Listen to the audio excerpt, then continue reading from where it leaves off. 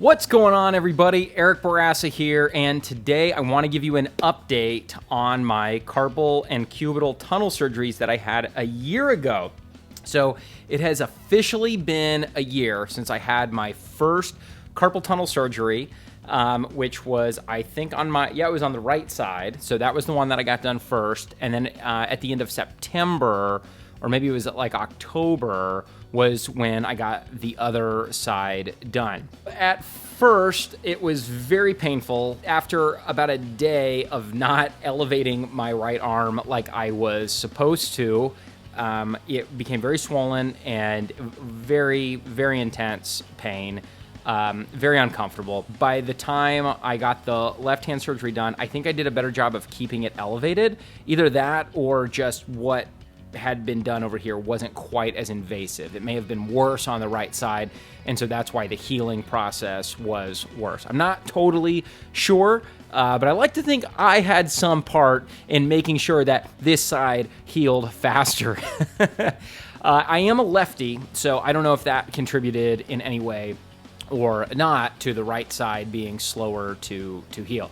Anyway, my carpal tunnel symptoms started back when I was about 25 years old, so that was about 12 years ago, and it just progressively got worse. One of the things that they told me after I got the surgery was they said it could take 6 months to a year to heal. And I was like, okay, a year, that's on the extreme side. Surely I'll be feeling better within 6 months. Well, here we are a year later, and I still get numbness and tingling. Okay, but I think I have figured out why, and I think it's a user error. One of the things that they told me, along with the recovery time, was that there were two things in particular that could negatively affect my healing process, and that was smoking cigarettes and drinking alcohol. Those two things are extremely inflammatory to the body and make it harder to heal. So smoking's never really been a problem for me, but drinking is definitely something that I have enjoyed on a regular basis. So I've never really been much of a smoker, and I spent about half of my 20s not drinking alcohol at all, but then definitely in my 30s, it became a more regular part of my life. And then when the pandemic happened, it became a daily activity. And just like for so many people, I don't know if you can relate, I definitely was drinking much more frequently and found the shutdowns as an excuse to drink on a daily basis. You know, I pretty quickly gained 15 pounds and then had to work that back off. I wasn't eating properly. I was not taking care of myself. And I had to like get back mentally into shape and then physically into shape. And was like, okay, this cannot be a daily thing. It needs to be a more rare occurrence. Well, it took me a while to figure out that for sure when I was on the computer, it was still causing numbness and tingling.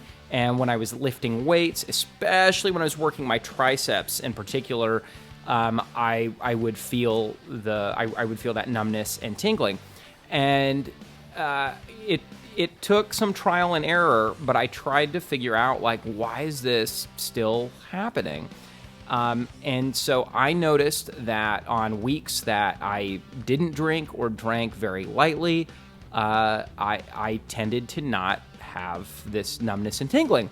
And it would take a few days, maybe almost like a week, for that effect to really kick in, which I think is one of the reasons why it took me so long to figure out the correlation. But I've definitely noticed that if I have a heavy week of drinking alcohol, that the following week, I'm going to have those symptoms.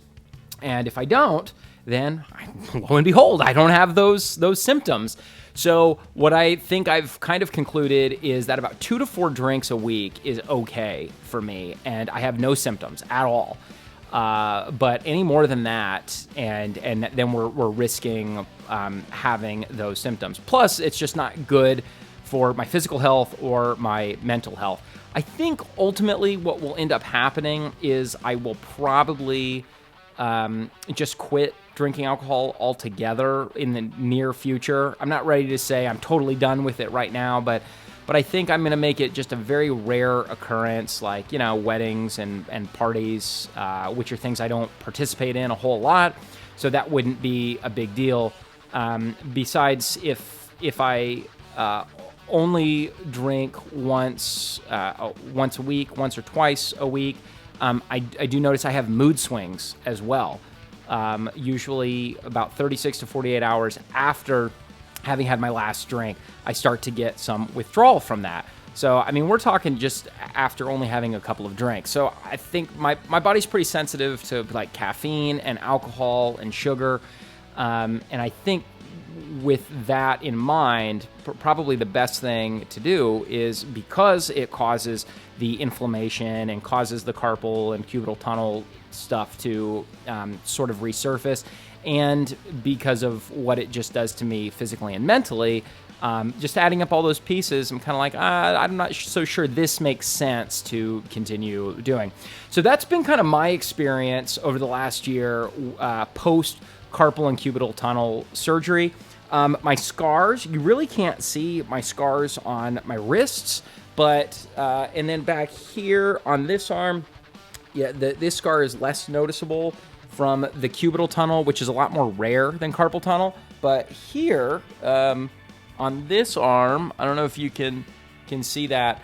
That scar is a little more extreme. It's pretty dark, and I think they really had to cut in deeper on that side. So, which kind of coincides with there being more pain and it taking longer to heal on this side. I think this side was worse, and that's why the scarring is worse on this side.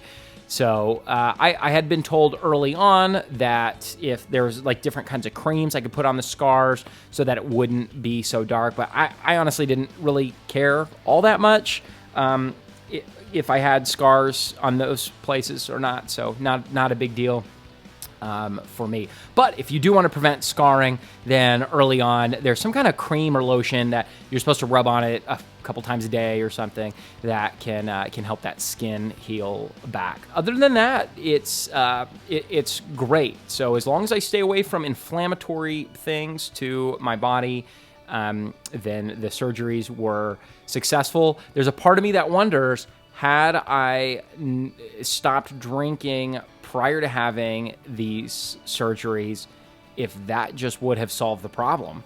And I don't know. According to my doctor, it would have progressively gotten worse no matter what. And once you get the surgery, you pretty much don't have to worry about it ever again. So I think I've just delayed the healing process a little bit with some of my inflammatory activities. And yeah, that's it. That's my update. 1 year later, am I glad that I got it done? Yeah. I'm glad that it was done and that it's behind me.